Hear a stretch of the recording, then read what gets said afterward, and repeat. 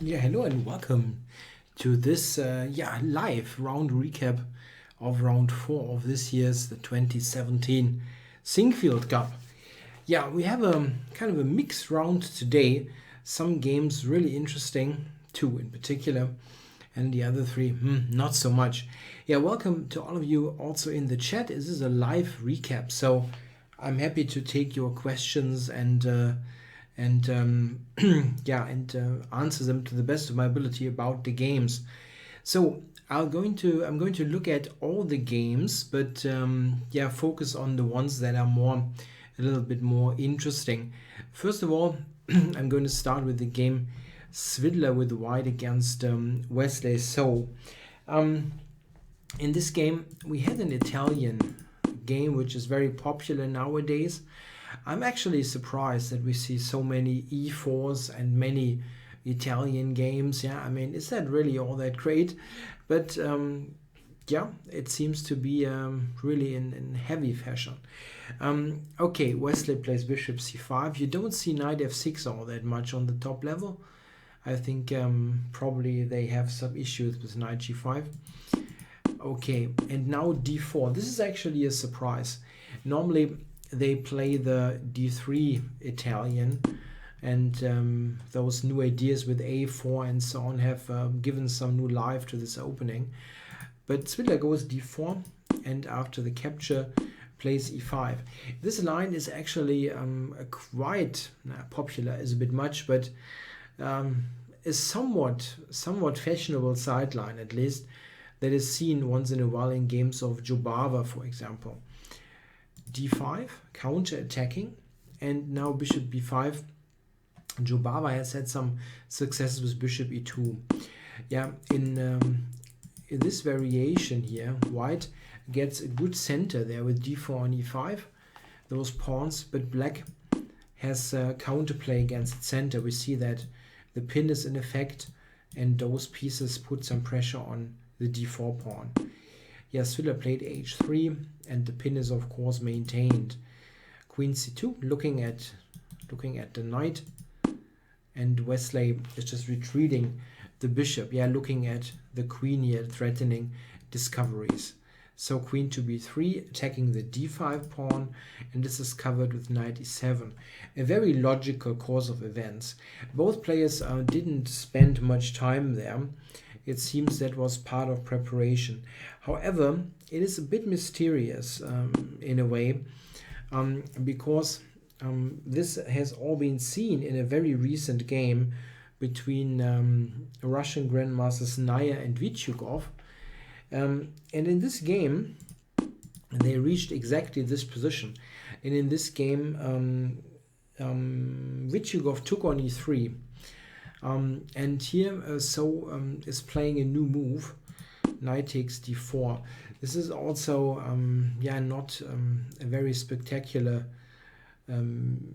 idea in itself. So it's a little bit surprising that Svidler walked into that, because after that there is simply nothing going on. Yeah, we see now what should white do.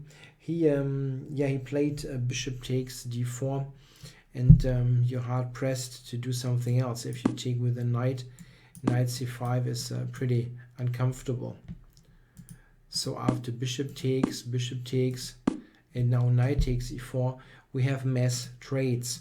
Yeah, note that this is always the point, yeah, with those pieces being very, very tricky. Yeah, and after this, we got all those pieces traded and nothing is going on. Maybe Svidler had some hope that he could do something from this position, and this is kind of playing with draw in hand. Yeah, you can, I mean, how should white lose this game? Yeah? Besides dropping dead, it's probably impossible to lose.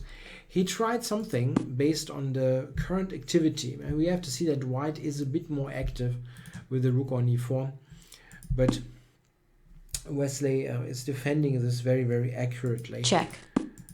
Yeah, here rook e6. This is actually an interesting move. The idea can be to put the knight here or on g5, and then after a queen move there's a discovery with the rook. Yeah, we have to see that there are many pieces on the diagonal. But king h8 is, I mean, not difficult, but a good defensive move. Knight e5. Check. And even bishop takes f2 was possible. Here, I mean, queen g8 looks funny, but hey, this is some sort of pin. Yeah, and here the game already was finished, because here Svidler doesn't really have much else than going for the back and forth knight maneuver. There's really nothing else. I mean, he has to do this, and the rook has no other square to go to. Where should it go? It has to watch out for the f2 bishop also. Something like this. Knight e5. This is the game. And where else? Here. That's probably not a great idea. White can even take on b7. Sometimes it just happens. It fizzles out to some sort of repetition. So not a very exciting game. Maybe Svidler just wanted to play something very safe and play with the draw in hand, which was successful in a way. And the next game to check is Aronian with white against Vishy Anand. Aronian goes for c4. He has played knight f3 earlier. It seems that he's not playing d4 that much in this event. And we get a symmetrical English with g3. Here white has the two principled options, d4 and g3. g3 now allows black to play d5. This is the main difference. If you play g3, you kind of allow black to reverse roles and him opening up the center. This is a very logical continuation now. Takes bishop g2 and g6 played by Arnold. That's also very sound. The sharper option here is knight c7, trying to play e5. Here white, however, has some additional options like a3 intending b4. That is what I play, for example, in this position. But g6, black is not yet forced to retreat the knight from the center. And now h4. That's very funny, because Aronian had played a similar idea against Nepomniachtchi in the first round. The h4 push is getting more and more popular in all kinds of setups, where g6 is played and the knight is not on f6, like here. H5 or h4. You even see h5, that was the Freudian slip. You even see h5 against g3 sometimes, with reversed colors. So white wants to disturb black early on, and Arnold allowed the push h5. This is also, I think, something that he should do. Stopping this with h5, I think, generally speaking, is not a really good idea. The problem is that after the knight comes to g5, that can happen here or later in the game, but probably here it will happen immediately. The thing is, this knight is just extremely annoying and can never be pushed away with f6, as that would weaken g6 and the whole kingside structure terribly. And this is the reason why provoking h5 is often much more of an issue for black than h4 is for white. White does not need to play, let's say, f3, because there's nothing coming to g4. This is why most of the time this is simply accepted, that white pushes. Bishop f5, developing this bishop, and with knight g5 there is some commitment now that black has to make. And Arnold plays e6, attacking the knight. Okay, h6. Gaining space, and now back to e4. A very unconventional position. We see that white has pushed the h-pawn all the way, and that is a somewhat annoying pawn. On the other hand, we probably know that white is not going to castle all that quickly. He wants to maybe use the rook on the h-file immediately. This is a good move here by Arnold. He just takes on e4. I think it's a good move. The bishop on f5 isn't really all that great, and the remaining pieces that black has, they are all good. He doesn't have a structurally problematic piece. White has the bishop pair, but currently the bishops are not doing all that much. Also, with the knight on e4 gone, the potential danger on the dark squares is far less pronounced. So here I think black is fine. He just centralized everything, as you would expect. And the idea knight d4 is the key idea here for black. Yeah, white has a hard time to play e3, as that would weaken d3 all that really terribly. So black will get a knight to d4.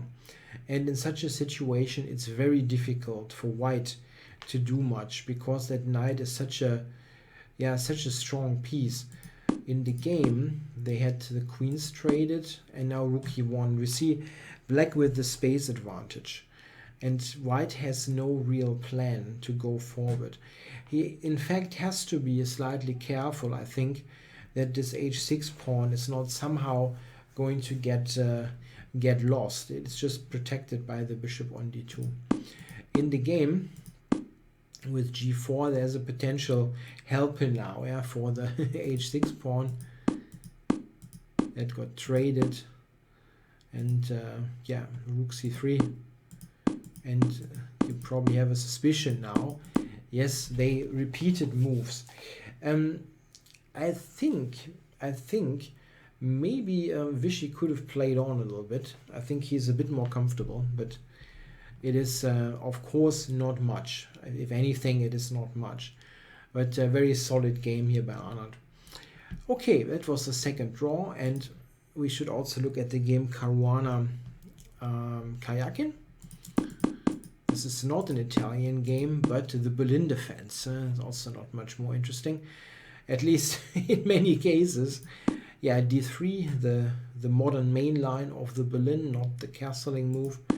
Bishop c5, c3, and now Kayakin strikes immediately with d5.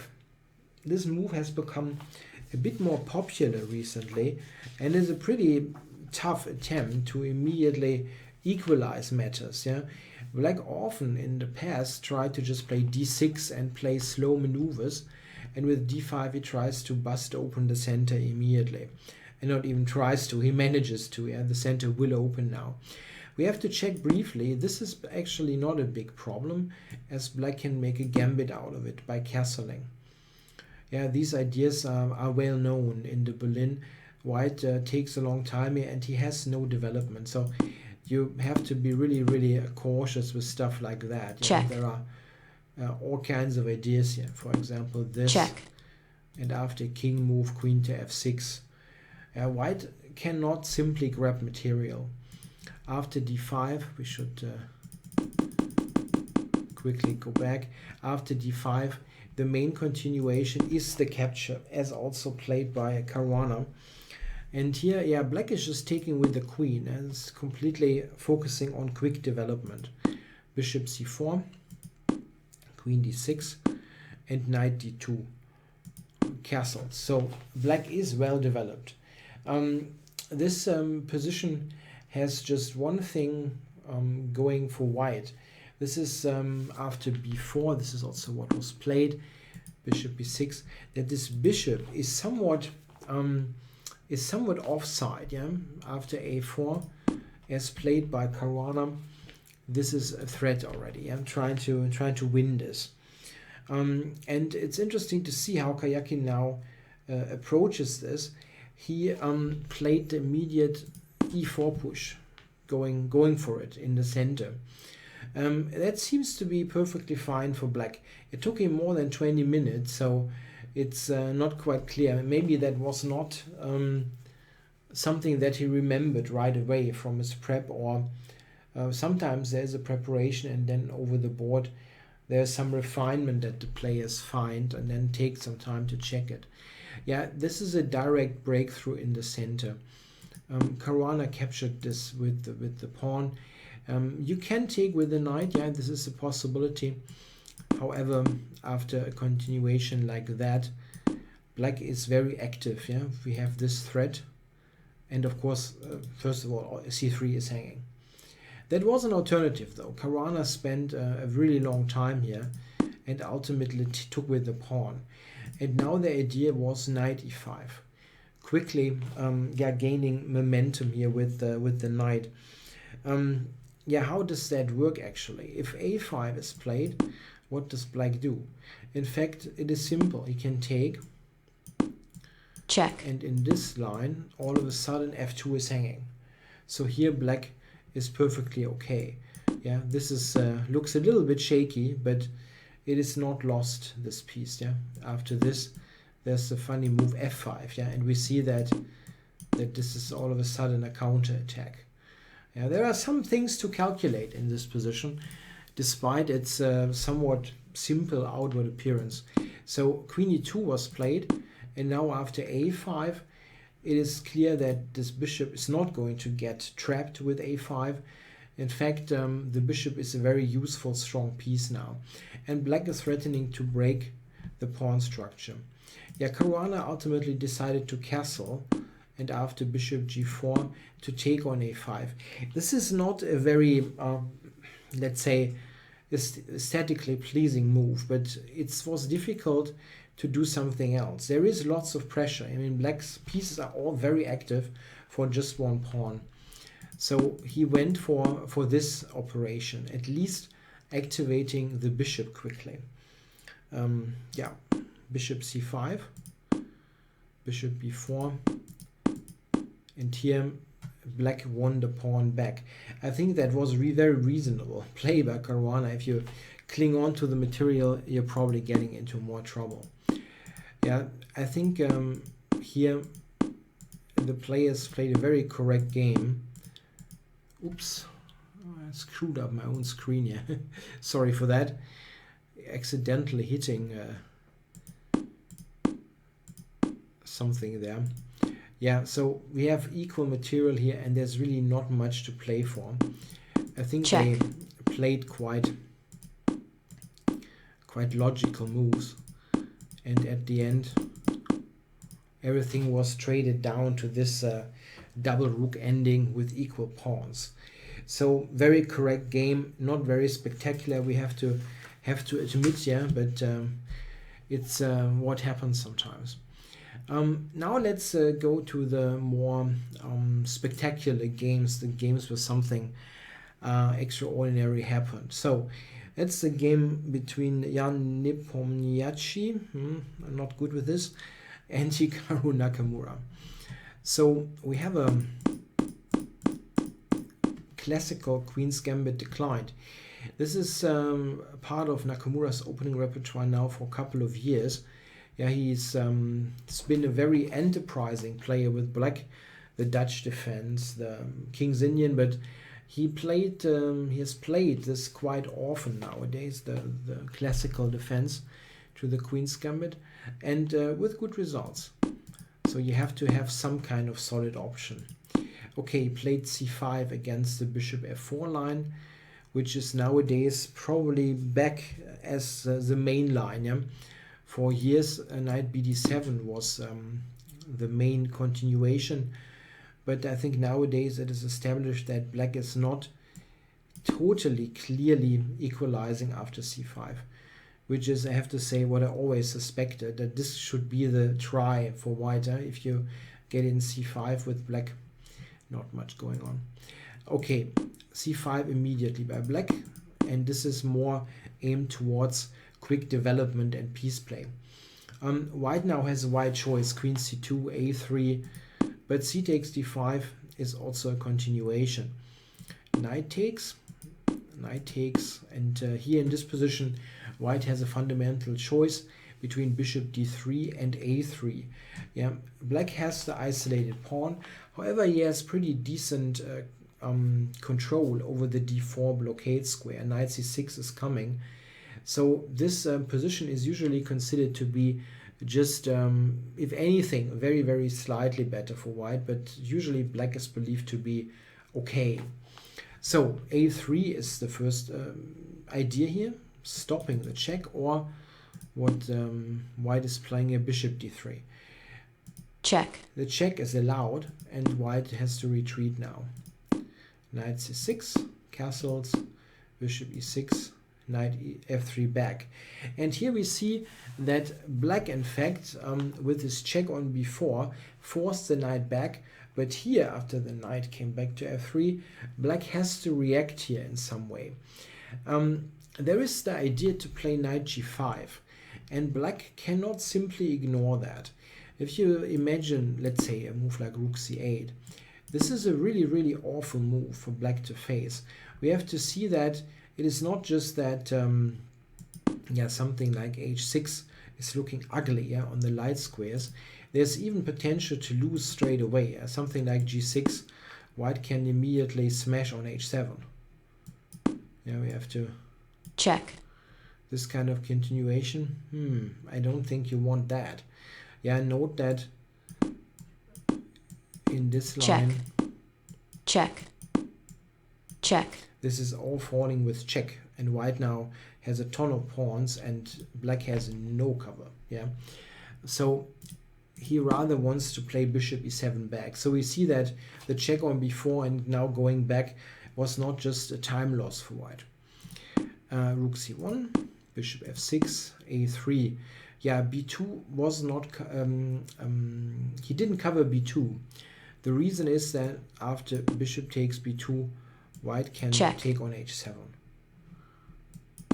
Like here. Check. And in the resulting position, we have to see that black's king position will be permanently weak on the dark squares. So queen to e7 by Nakamura and b4 played by Nepomniachtchi. a6, normal looking move. Again, the move bishop b2 is not working. Okay, a6, h3, all fairly normal. White looks a little bit more active in this position, but you wouldn't suspect that anything bad will happen to black in the very next moves. But in fact, something bad is happening to black. Exactly here, we see that Nakamura is now making a pretty substantial mistake. White is, of course, simply attacking the pawn on h7. And the most natural move to cover that would be h6. And this is indeed what he should play. After that, nothing much is happening. He played, however, the move b6, and that is a pretty big mistake. It's not quite clear. I did not see I did not watch the broadcast with the later player interview. It's not clear to me what he did miss exactly. Okay, the rook is attacked and it just retreats, and now it's essentially a double attack. h7 is still hanging with check, and the double attack is that a6, bishop a6, is also on the agenda now.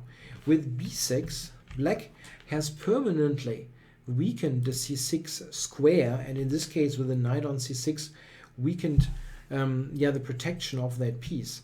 And here black already has just a choice between ugly continuations. I actually think it's very tough to save. He played the move g6, which ultimately loses the exchange. But the alternative, this one, which is not losing material immediately, is also fairly awkward. However, still, that was better.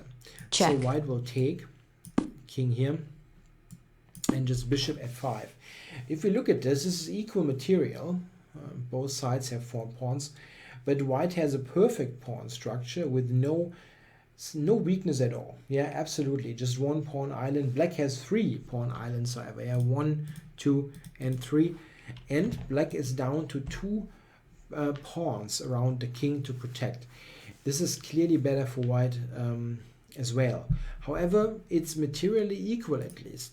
In the game after g6, bishop a6, there was no way to save this. The rook is attacked, and if it just moves somewhere, okay, I'm just showing it.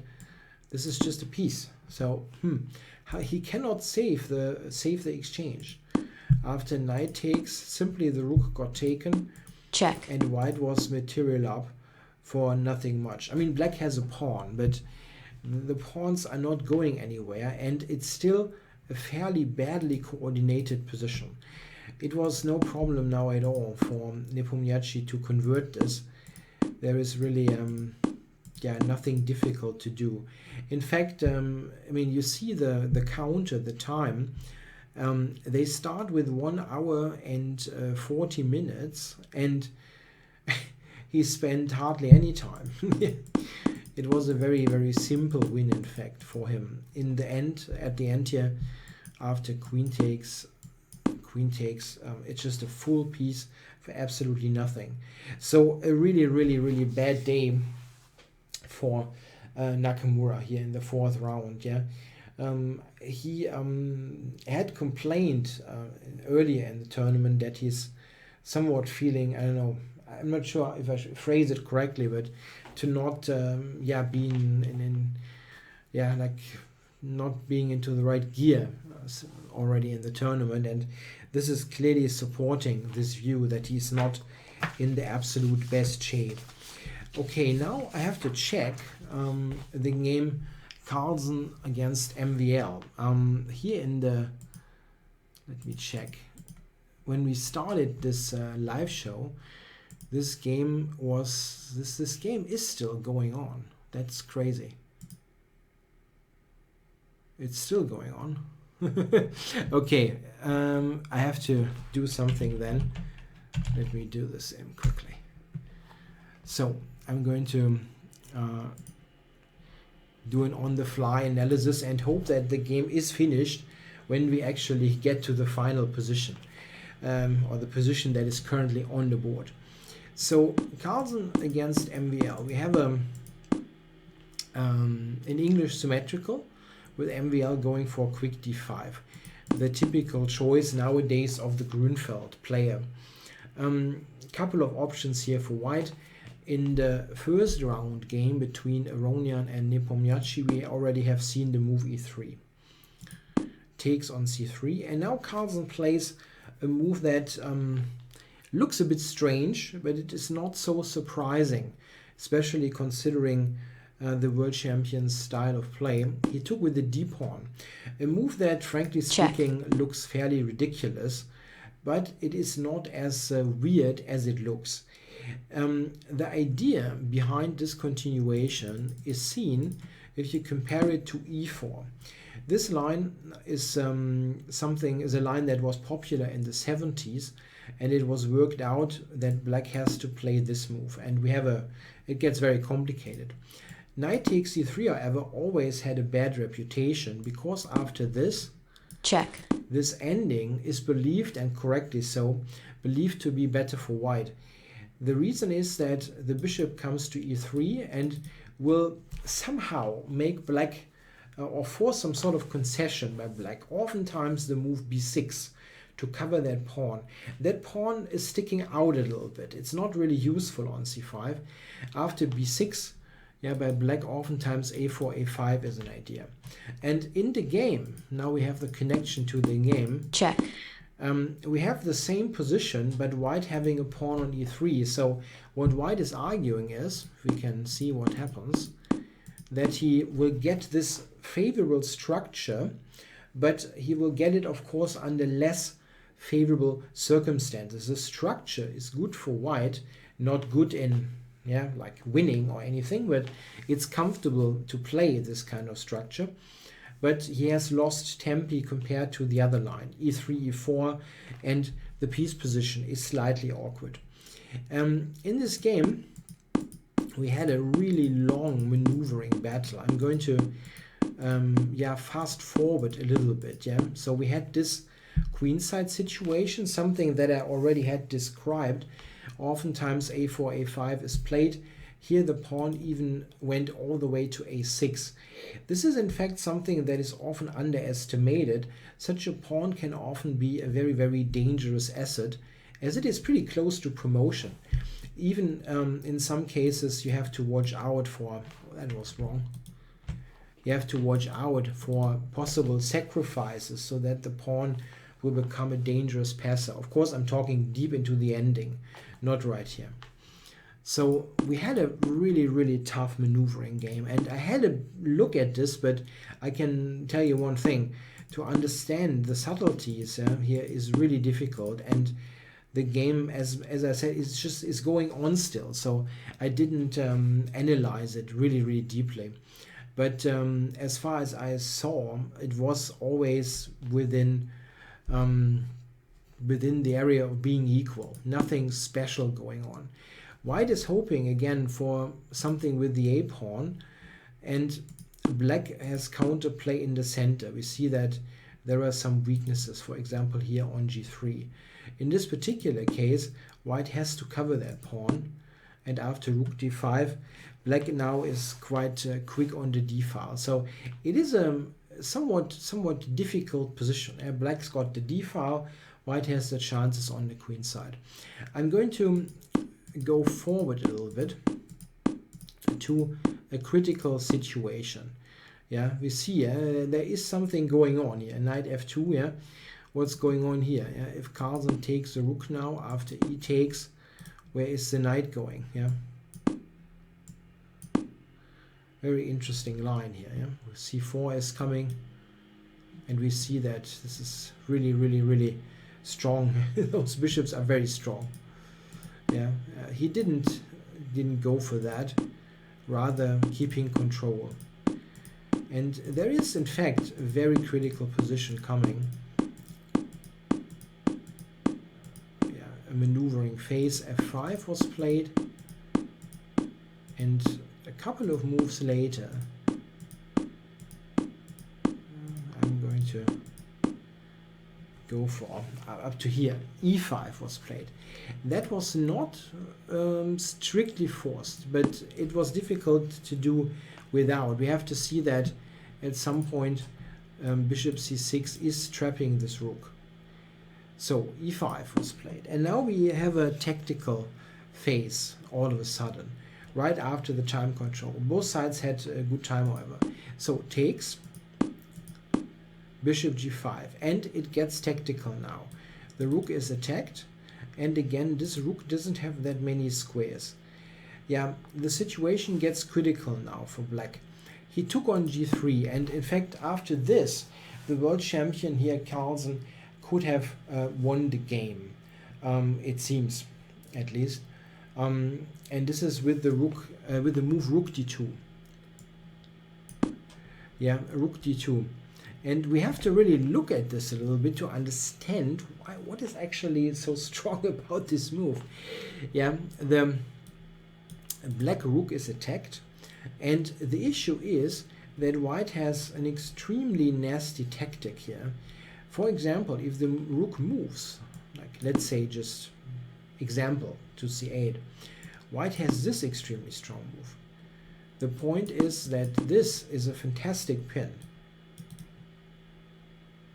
It's amazing. The rook cannot be covered here. After king here, okay, you can cover it with the king, but then simply rook takes and black loses everything. I cannot cover d5 now. So rook d2 is threatening the move knight takes b6. And this threat is simply, I think, yeah, the end. There's just nothing that black can do. The engine ultimately gives king to e6, which is not helping, however. Yeah, it wants to play something really weird for white then. I think king a3 or so, but a move like this is also pretty okay. Yeah, this is what the engine wants to do. Probably going out of the checks.